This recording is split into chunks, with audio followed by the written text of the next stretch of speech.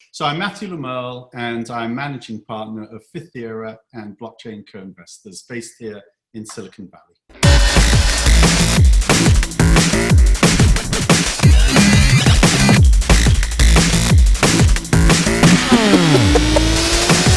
Hello, everybody. Welcome to the second edition of Reimagine 2020. I'm your host, Adam. Glad to have you join us. We have another exciting discussion with Matthew Merle, co-founder, managing partner of Fifth Era Capital and Keiretsu Capital.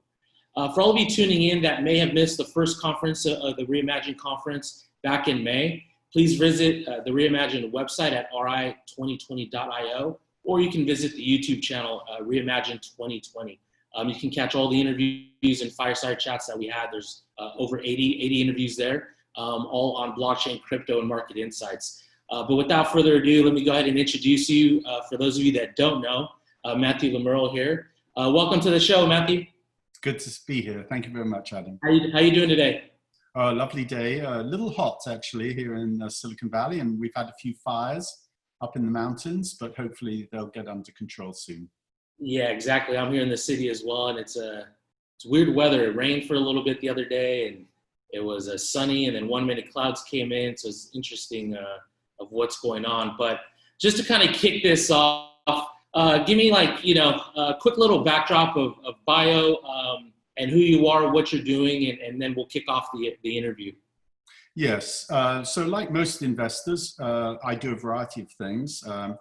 At this point in my career, I'm able to invest in different ways. So along with Randy Williams and Nathan McDonald, I'm a managing partner of Keiretsu Capital. Keiretsu is the world's largest angel group. We back about 200 tech companies every year, and I help operate the funds, and particularly the blockchain fund of funds over there. The second thing is we have our own family office, Fifth Era. And with my wife, Alison Davis, the two of us invest in internet, fintech, and blockchain companies. And then finally, we are managing partners of Blockchain Co-Investors, which is the leading blockchain venture fund of funds. Great. No, thank you for having us here today. I've seen you speak before. Very insightful, very knowledgeable. You've been in the space for quite some time in a variety of ways. And we have a lot of our audience right now, global viewers spanning across the world right now, range from beginners just kind of understanding blockchain to maybe some novice that are maybe doing some coding, tapping into this blockchain world, to more advanced individuals that have been working on it, invested in it. So we got a wide range of people taking a look at this. I kind of want to go back in time here, and you've been in Silicon Valley for a while.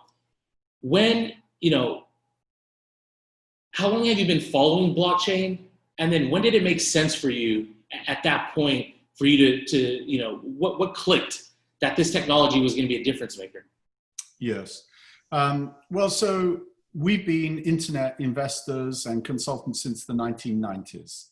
And, we backed network-based and distributed digital businesses for more than 25 years now. Starting in the zeros, we started getting more interested in distributed computing, which obviously eventually became the cloud, which we all take for granted now, but it was a novel idea, and most of us took a little while to figure out, why that was interesting, to move from a mainframe or a centralized mainframe-based computing environment to being more open source, more distributed, and more cloud-based. So these themes are themes that we've been tracking for a long time, but it was difficult. It was complicated and difficult because distributed computing, open source computing were not really ready for prime time back in the 90s and the early zeros. And the reason for that was because we didn't have the approaches to security and ensuring the validity of transactions that we needed to have to really trust distributed networks. I had did a bunch of strategy work with HP, Hewlett-Packard HP, on blade computing and distributed computing back in about 2005 and 6. And that was the first time that I really heard this buzz around the notion that technology might now be getting to a place where we could trust broad global distributed networks. And so I don't think I really paid very much attention to Satoshi Nakamoto and Bitcoin in the first few years, 2009, 10, 11. By late 2012, Alison, my wife, who sits on the boards of, or was sitting on the board of Royal Bank of Scotland, and today sits on the Silicon Valley Bank and FISO boards, she was getting questions coming into her about, what is Bitcoin, what are digital assets and monies, and should we take this seriously? She went on a voyage of discovery 2013, met Brock Pierce, Brad Stevens, who founded Blockchain Capital, liked them a lot, and we ended up investing as LPs into their fund. And Alison chairs their advisory board, and we like them very much in the investments they make. And that was really when we began to lean in. So we are internet fintech investors for 30 years, but blockchain, we really got involved in about 2014, I would say. And it's kind of interesting for the target audience as far as, blockchain was a buzzword. The components of blockchain have been around for a while, right? So you have cryptography and distributed systems. As you had just mentioned, it's been around a long time. Internet came out, I think, in the 60s. And I'll touch on some of this stuff that you just brought up. But I want our audience to know that it's been a culmination of things over the last, 30, 40 years. And I think, as you mentioned, leading up to for sure the last 10 years, but leading up to that, maybe in 05, where the technology was coming around, right? Talking about Brock Pierce, he started doing digital assets and kind of doing that like in the early 2000s. And so I want to touch on those points as far as the internet was created, I think, in the 60s, but it had no trust. It was kind of unsecure, so there's some cyber, security issues. It's not really meant for payments. And what are your thoughts on kind of blockchain filling those gaps? Yes. So I don't want to sort of restate everything we wrote in one of our books, Blockchain Competitive Advantage. So that's not the goal of this interview, I know. But there is some history here. And I think if you're an entrepreneur and a founder getting involved in fintech, in internet technologies and launching a company or a service or a network, it's important that you do understand these things because blockchain has become a bit of a buzzword. And as you point out, there's a bunch of enabling technologies which need to be understood and bolted together in different ways. And it isn't all about blockchain. Depending upon what your use case is, you're going to need to use a variety of technologies. And some of these technologies have been converging and overlapping and compounding with each other. Now, for us, why blockchain, which is essentially a distributed database approach, it's very important because it solves some of the most complicated problems that we have in financial services, in payments and transactions, to do with, it's not just trust, it's actually to do with solving the double spend problem that digital assets and digital monies have. And obviously, if you think about you sending me, let's say you send me a document that you created in Word, for example, I can copy that and send it to as many people as I want. And that's fine. That could be, you might not like it if you've copyrighted the content or you don't want it shared. But today it's very easy to copy digital communications. In transactions and payments, in assets and in monies, we can't have that happen. And really, for me, a lot of the brilliance of Satoshi Nakamoto and the Bitcoin blockchain white paper was solving the double spend problem. So there are some other very cool things that were embedded in there, and you are correct. Some of the technologies, such as moving beyond public keys to a public-private key combo and things like this, are also very, very important. But it's the solving of the double spend problem in a reliable way through the validation of the mining activities and the work of the network itself that really made the blockchain protocol that sits underneath Bitcoin so powerful. And we're still exploring all of the use cases of that type of a database, a distributed validated database. And I think you'll read and you'll hear on other webinars that people think it's going to be applied everywhere for everything. And we don't think that makes any sense at all. It's like taking a hammer and everything you look at suddenly becomes a nut and you want to break everything with your hammer. Well, there's different tools for different purposes. And even within blockchain, we think that blockchain will segment out with purpose-built and fine-tuned and optimized blockchains for different use cases. And we can talk more about that later. But this is the central thesis. The central thesis is the world is moving to a digital economy everywhere. In order to have a digital economy, we need secure and trustworthy digital monies and digital assets. And to have those, we have to solve some of these fundamental issues, such as the double spend problem. And blockchain is the best we have today. And certainly Bitcoin is a global use case for a native digital money that works very well. Certainly it works very well as a store of value. And we expect that we'll be able to build more similar global use cases out of this technology. But it's not for everything, and it's not going to be ubiquitous. Computer scientists are going to use other technologies for other purposes as well. Yeah, no, totally. That makes sense. It's not a one campaign that fits the whole, that blankets the whole market.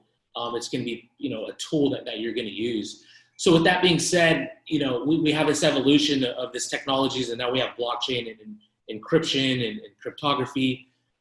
Where's this shift taking us? So as you just mentioned, it's solving some problems, and depending on who you ask how blockchain is being used, whether it's a cryptocurrency, whether it's a token, whether it's a distributed ledger, whether it's in the enterprise, it kind of goes on for days on who's applying this technology. But where do you see this shift leading us? So Bitcoin came out, the internet has these concerns and issues with the infrastructure and protocols. Now blockchain teams are coming out with their own platforms and network and integrating that and implementing that as they see fit. So what's next and where are we headed? We're in 2020, Bitcoin comes out, Ethereum comes out, there's layer 1, layer 2s. Where do you kind of see this market going, in the near term, medium term, maybe 3 to 7 years, I guess? Yes. Yes, Adam, I've sort of already hinted at the answer to that in the sense that the macro narrative we've already been in the middle of for 30 years, and that is the movement to a digital world. And step one was the creation of the internet, which is a global communication platform. And at this point, here you and I doing a real-time streaming video that potentially hundreds of people are watching real-time around the world. And that is the state of art. And we couldn't have done any of this a few years back. The problem is the transactional layer, if you will, the transfer of value, whether it be monies or assets, most of that is still not enabled for this current level of technology that we have today.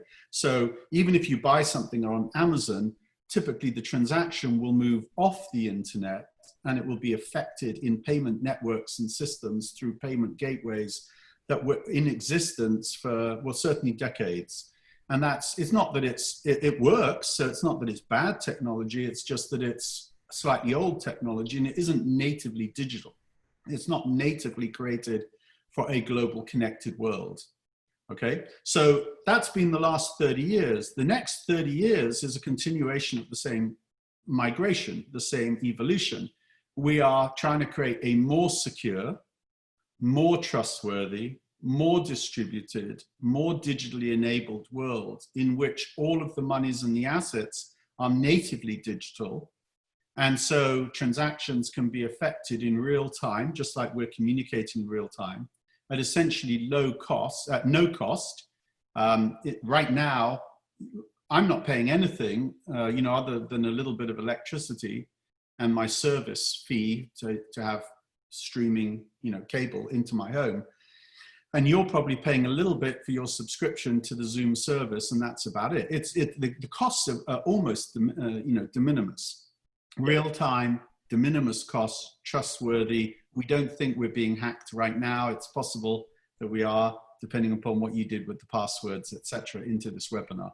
So that is the leitmotif, the storyline for the next 30 years. Now, scroll back to the next 3 to 7 years. That was your question. There's some other big things happening. Obviously, everyone's getting older.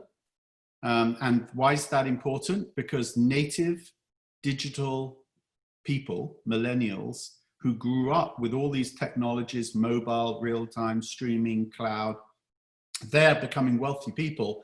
They're becoming the core of most economies globally. And so the decisions they make about which technologies to use, what services to use in their businesses, in their lives, they're now making those choices increasingly. And in 7 years' time, that argument will have been won in favor of native mobile distributed technologies.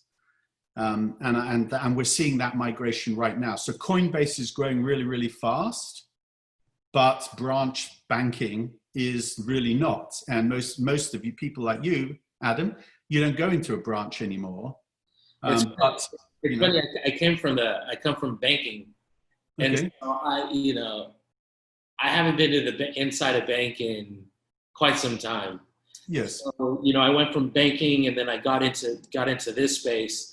And banking, it's its own world with kind of the products and the way it operates and traditional kind of finance. And you're right. Since I've been in the space for so I came across Bitcoin in 2013, went to grad school, was hearing about Ethereum and XRP at that time. And then, I got with my co-founders here and started working with them. And I haven't been into the bank in probably 2 years. It's been so long. Yes. Well, so I would have said, 6 months ago, I would have said the next 3 to 7 years is mostly about the climb of the millennials as they continue to ask for mobile first and simple to use platforms for everything they do, education, entertainment, financial services, and so on, healthcare. The pandemic that we're living through right now has accelerated all of the adoption curves. Yeah. And so I think that the 3 to 7 year outlook has become to the 1 to 3 year outlook, and everything's become accelerated. And again, if you're a founder listening to this or a potential, you're thinking about getting into the space and launching a startup, I think it couldn't be a better time. Which kind of leads me into the next discussion. We have this transformation over a period of time. Now, I kind of want to get into the technical side as far as blockchains. Everybody hears Bitcoin. Bitcoin is not a blanket for the whole market, right? We have Ethereums, we have Ripples, we have Binance chains, we have Hedera Hashgraphs. Can you share some insights into how you see this going? I mean, Bitcoin came out in 2008. And then Ethereum came out in 2015. I think it had an ICO, and then there was a span of various networks and blockchains tackling different things. How do you see this technology kind of coming to fruition a little bit? Obviously, it's going to evolve more, and there's going to be possibly more chains. We don't know yet. Maybe you have some insight, but what are your thoughts on the technology aspect of these platforms and networks coming out, layer ones? Yes. So the first thing I want to say, and I should say, Adam, is that I listen to a lot of other people talking in this space, as I'm sure you do too. And I'm a big fan of things like Laura Shin's Unchained and Unconfirmed as examples. And I listen to the other people as they give their points of view. And I encourage anyone who's listening to this webinar to make sure you do sign up for some of the newsletters and listen. So I'm going to channel some other people. Great, yeah, and, great. It's not all my point of view. I was listening actually just yesterday to Laura interviewing Andreas Antonopoulos. We just had him on. Yeah. Oh, cool. Well, then you know what he speaks. He has this analogy of the shark and the lion. And the point being that both of them are at the very pinnacle of their respective pyramids.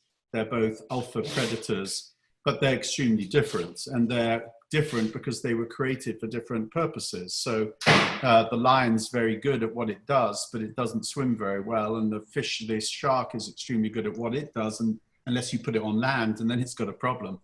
So, so is true on technology. Technology has to be built for purposes. And as you start building for purposes, it ends up looking different. And that's true so, we have Facebook and we have Google, and they are different. And I use Google all the time to search for things, to buy things. And also, though I use Amazon more than Google when I'm buying things, to be honest, and and so on. But Facebook has a different role, and it's custom built to support the role it chose, which originally was allowing communities of people to share content with each other, and create their own walls, if you will, of the content they wanted other people to see. So now put that over to blockchain. It's the same thing. We're going to have segmented purpose-focused blockchains at this base layer, and networks will be built, and communities of people will begin to do work together because they share a particular use case or a goal. And I don't know how many of those there will be. So I don't know, when we get through the blockchain wars, just like we had the operating system wars and the mobile wars and so on. When we eventually get to the blockchain wars, what will we end up with? I don't know. I think we'll have a small number of general purpose blockchains that are built for broad global use cases, a store of value blockchain, a payment system blockchain, a distributed computing blockchain perhaps. And then I think we'll have much narrower use cases. I also think the public-private conversation will shake out. So we'll have public blockchains for very, very specific purposes, where we want to write transactions or content or information to be visible globally by everyone. But I think more of the use cases will be semi-private or private. You don't need, and probably you don't want, everyone to be able to see everything all of the time. Is that kind of similar to the internet and the intranet at the enterprise, Yeah. when that came out? Yes, and for me at least, I resonate to those analogies because I lived through those situations. You're correct. When we launched the internet, it wasn't really ready for prime time. And so large companies didn't trust it. And so they created their intranets, their private intranets. And then over time, they went to a hybrid model. And today, many companies have gone to the cloud completely. And so that's why we've seen the enormous growth in things like Amazon Web Services and Microsoft Azure and so on. And meanwhile, very large companies are still in a hybrid world where they keep some things behind their firewalls and they trust the external world for doing some of their work. Well, in the case of blockchain, I view it as going to be very similar. We're going to have, as an example, well, if you just think about monies, I think that we'll have sovereign-backed digital currencies, and the countries issuing them will choose the computing platforms that they use and how much is public, private, and so on. We'll have a small number of global sovereignless distributed currencies, of which Bitcoin is obviously number one, but there may be one or two others, not very many. And then we'll have single purpose or narrow purpose distributed monies or loyalty points or incentive points, things like the Brave Attention Token or XRP, where they're being used for particular purposes. And I don't know that there'll be very many more than what I've just described. Then there will be very narrow point systems, tokenized point systems, and there may be huge numbers of those. That would be like each video game can have its own tokenized currency, and that currency just may not be portable or interoperable across games, but nonetheless, we can easily flip out gold, digital gold that we used in a particular game, RuneScape, gold points, and just replace it with, you know, a tokenized blockchain-based currency if it makes sense for the game makers to do it. And I use that as an example because then you could imagine 500,000 different game-based, digital, blockchain-based currencies, and yet they're not very widely used. They're not interoperable, and you can't use them across games or do anything else with them other than in the context of your game. So what chains are you following?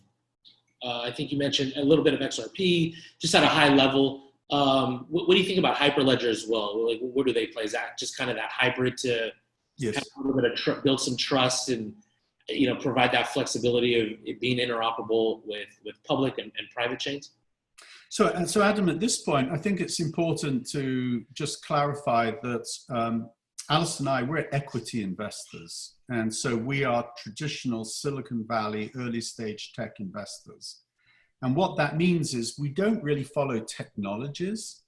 We follow companies and use cases. So, you know, if you were to ask me, so right now in my mind would be something like Coinbase, right? I'm following Coinbase. I'm an investor in Coinbase. Very happy to be through Blockchain Capital and DCG and others where we're investors. Coinbase potentially is filing for a direct offering or potentially an IPO, and it's still growing fast. So I'm following the company. I couldn't even tell you. I don't even know what technology Coinbase is using. Is Coinbase? And that's good to know for like our audiences. You know, I'm in this bubble, so there's a lot of, I'm at the heart of all these technology companies and blockchain protocols and platforms. But when you zoom out and we have these viewers, you know, dipping their toe in the blockchain pond here, that's good to know that blockchain is a technology that other individuals, entrepreneurs, founders, startups are going to leverage for a product, for a company. That's that right. Drive revenue, you know, acquire users, and have a use case. So I think that's also important, which I think that's very important. You're investing in a tool and a business. It's fundamental. So, and the reason is, let's assume that everyone on this call is a founder and an entrepreneur. You're going to need to understand the technologies, and you're going to have to understand, or your team's going to have to understand which technologies you're going to put together. But you're going to have to also worry much more about the use case that you're going to try and focus on and drive against. And so even if you took something like Google, right? Google was trying to solve the problem, which is, how do we have a better registry and a better search engine? And, you know, the whole notion of back connecting websites and seeing and measuring how many other people thought they were authoritative, that was the breakthrough. Now, I don't know whether Larry Page and Sergey Brin would have spent a lot of time explaining to investors all about TCP/IP. But what I know is the investors wouldn't have understood what they were talking about. But what investors could understand, though, as we know, a lot of investors turned Google down. But, you know, when Larry and Sergey are explaining, we're going to have a better search engine and it's going to deliver better results, and so more people are going to use it, right? That's a use case conversation.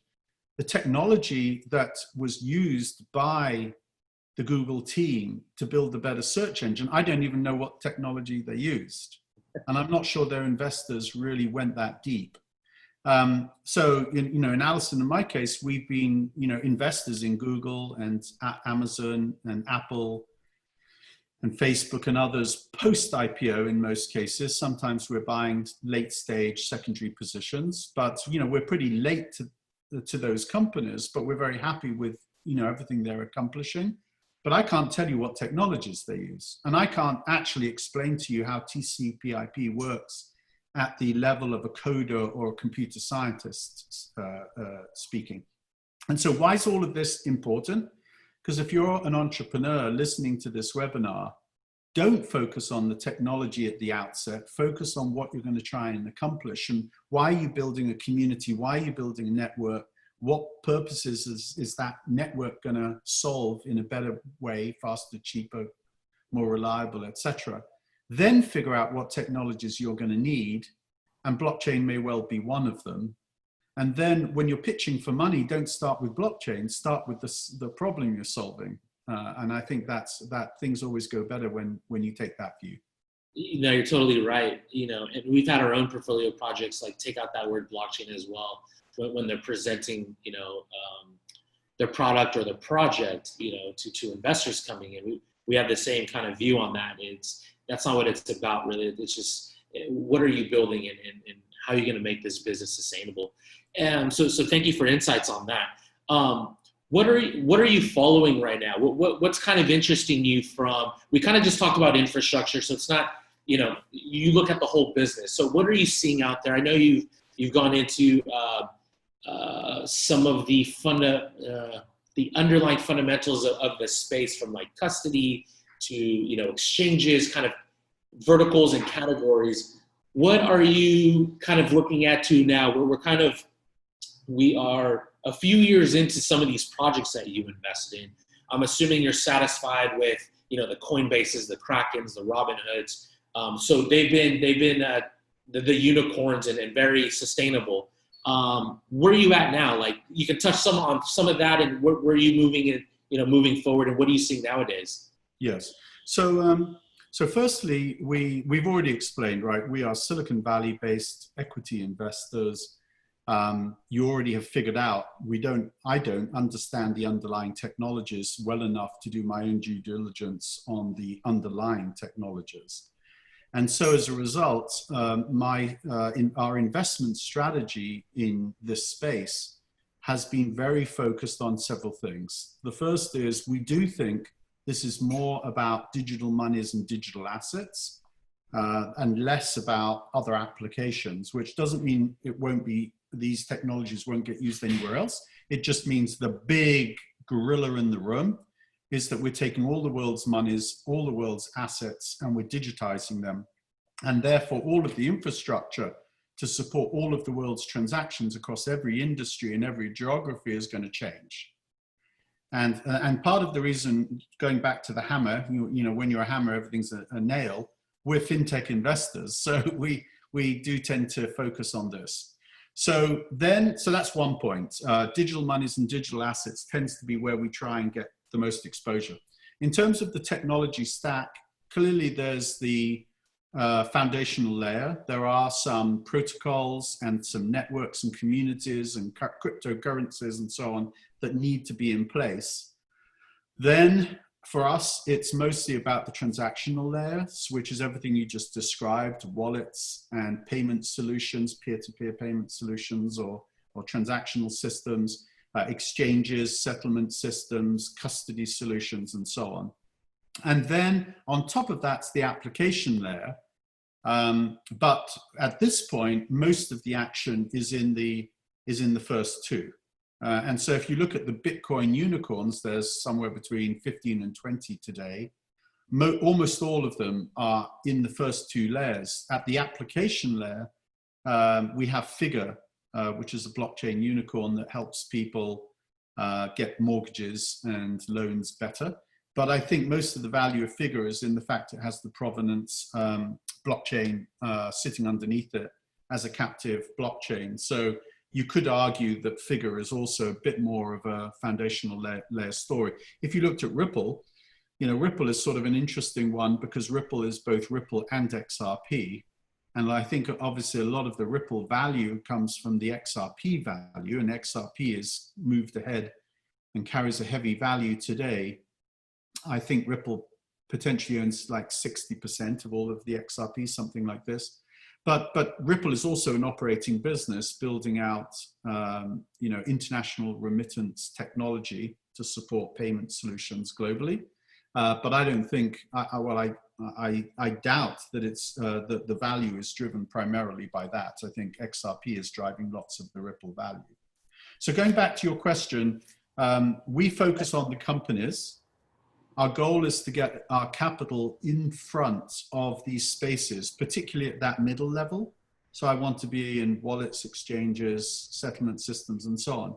And then because I can't do the fundamental due diligence, because I can't go deep into the technology, our preference has become to be an investor in funds.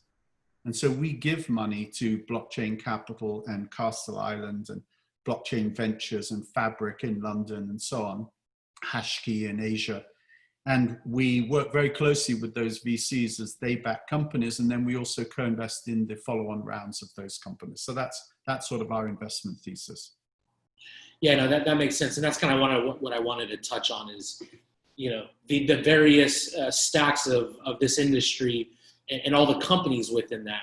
And so you say you're an equity investor. So are you taking equity in all those and some tokens as well? Yes. So it's become a hybrid world. But if you take the extremes, in my mind, you're either a long-term investor or you're a short-term speculator.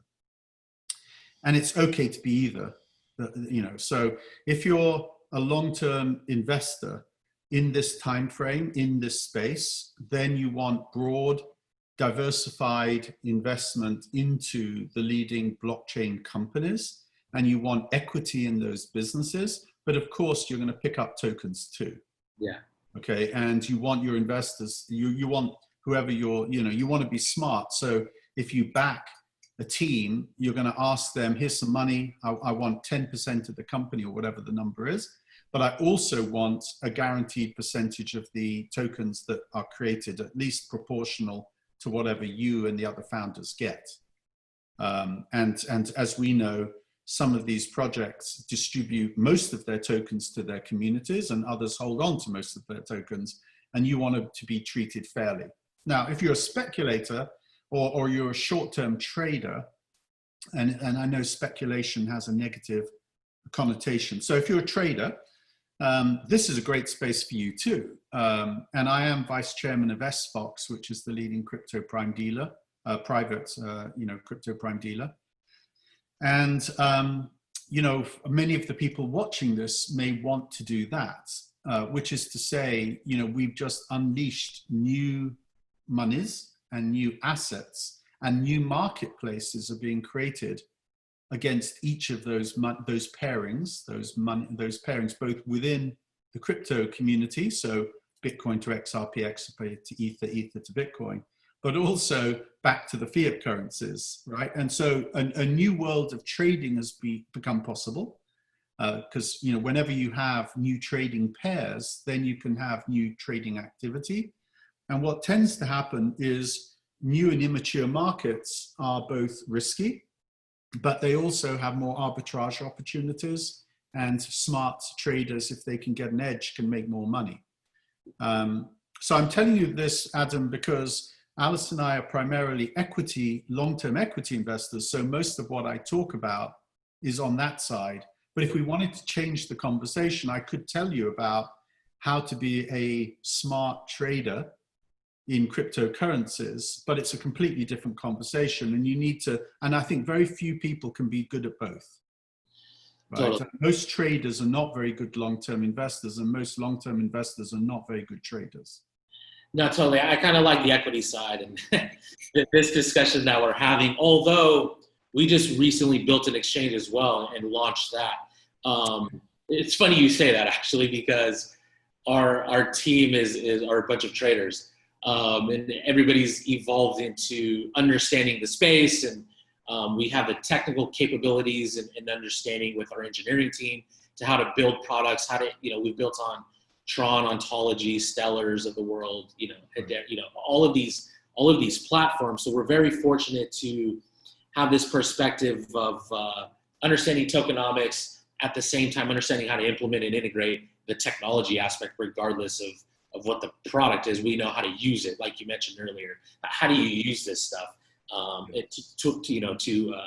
help your business? And so I kind of want to stick on the side that we're discussing, as far as not investments, but just kind of understanding products.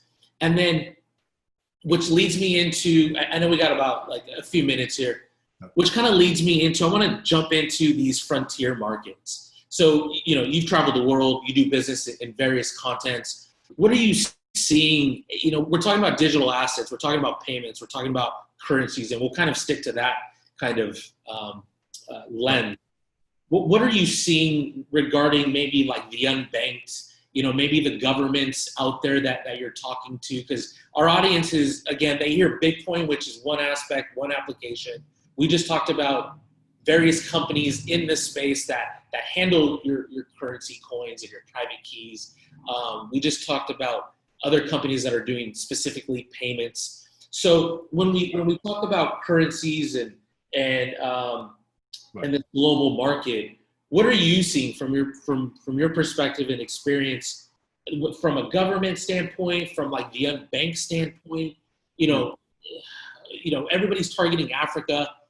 They've been super advanced for quite some time, right? They kind of leapfrogged different parts of communications, and they all have smartphones and all that. What are you seeing the barriers there to maybe some adoption, or maybe there are no barriers and it's just obviously timing? Timing will take effect. But what are your thoughts on cryptocurrency in the unbanked, emerging frontier markets, and how do you see it playing out there, since we're talking about payments and stuff? Yeah. So let's see, that's a big question. I like the phrase frontier opportunities, because for the entrepreneurs in this room, this is what you need to find. You need to find a space at the edge where there's a large opportunity which is about to arrive fast, because you're going to build a company that hopefully will solve the need, but will also benefit from the tailwinds. So when you use the phrase frontiers, I think you're going to emerging markets, but I use the phrase more broadly than that. And I'm going to try and answer your question using the broader definition. And real quick, the reason why I bring that up is because I think here in the States, and a lot of places, especially maybe just here in the US, we have the dollar. So, some people are understanding, like, why should I use currency when I have the US dollar, right? But there's a lot of these other countries, Venezuela, Turkey, that have these unstable volatility and hyperinflation. And so I think hopefully this puts it in perspective. Didn't mean to cut you off, but that's kind of, trying to get the understanding of this global long-term picture of why these cryptocurrencies have even taken off. And you have, you're part of securitized with tokenized assets and cryptocurrency. So you have some good knowledge there. Sorry, go ahead. Well, okay, so yes, this is why this is a hard question to answer, because there's so many ways of looking for an edge on a frontier, but it's what you're trying to do. So let me give you one example we've already talked about, which is you can think about the native digital generation, the millennials, just to keep it as shorthand, is coming on stream in a big way. And one day they'll be 100% of everything. But today they're just getting into their 30s and they're beginning to accumulate a large amount of capital. And there's there's obviously people coming fast behind them too. So if you look at a Kraken or Coinbase or Binance, it's actually surfing the wave of the digital natives as they come into the workforce, into the business place. And the same would be true in China with a WeChat and Tencent, Alibaba, and so on. So the frontier, well, that frontier is moving. We're now all seeing that frontier, but it's interesting that established companies still don't have everything they need to serve that generation, whereas companies that were created as digital-first companies, and they are taking advantage of this, and they're the ones that are growing very fast.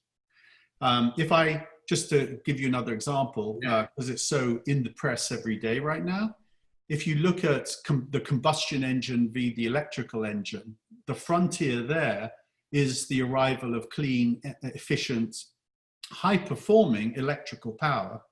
And if you just think about that for a minute, General Motors tried to kill it, right? They tried to kill the electrical vehicle, and Tesla launched, and as well as a few others, and tried to make a reality of it. And up until a couple of years ago, people still didn't believe in the automotive industry that they needed to even worry about electrical vehicles.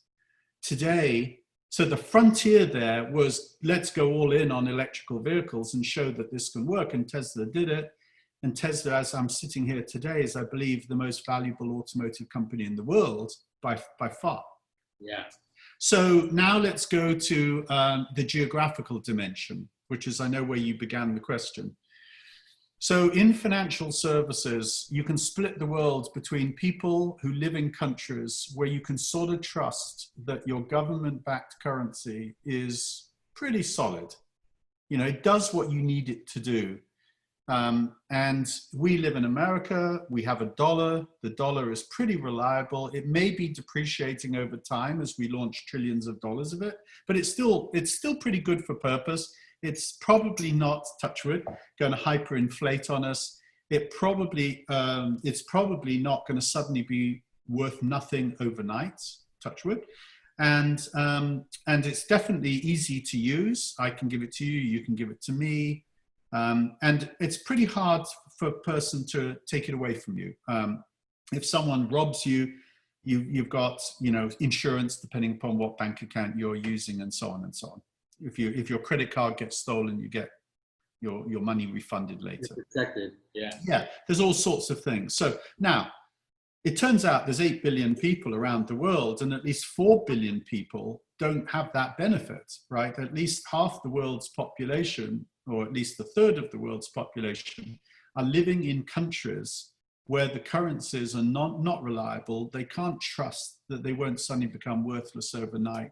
You know, you have very few protections. Your money gets stolen from you routinely, including by your own government, who may suddenly over a weekend devalue your lifetime savings, as they did in many countries, Greece and Venezuela and other, Zimbabwe or wherever. So, so there is a frontier use case for digital money. And that macro conversation is, obviously, if you're one of the 3 or 4 billion people who needs to have value and to hold it securely, and you've got to be sure it can't be taken from you easily, and you may end up being a refugee one day on the road, or you may simply be in a country where your government can eliminate all of the big bills overnight and not redeem them if you bring them into the bank, then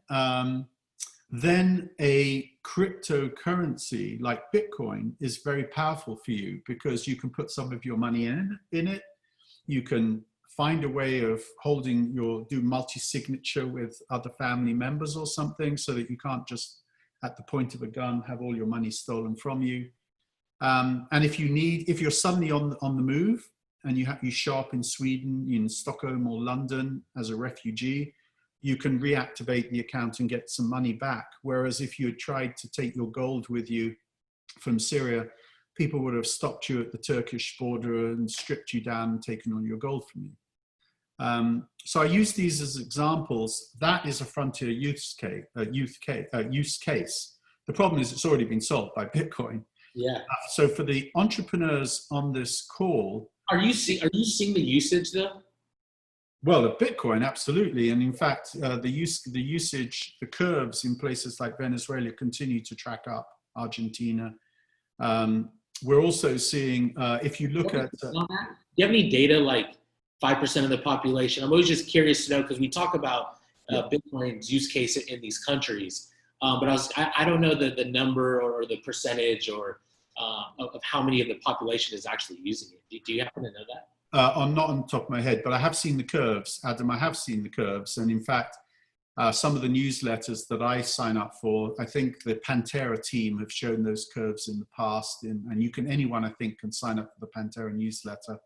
And that information's been in some of their newsletters. So frontier use cases for the entrepreneurs who are listening to this are always about trying to figure out what are the tailwinds and how do you surf them by putting yourself just a little bit ahead of them, by focusing on a use case which is large, compelling, but which the tailwinds are going to get to in the time that you have based upon the capital you've raised. Okay, so this is the crossing the chasm point. If you go out too far into the future, the tailwind doesn't get to you in time, you'll burn up your resources and you'll go out of business. So you're sort of mining that frontier for those opportunities. I don't think you have to go to Africa to find them. I think they're here in America, they're in China, and I've hinted at what they are. They're to do with digital monies, digital assets, the millennial generation, and the way the millennials want to be served across everything they do.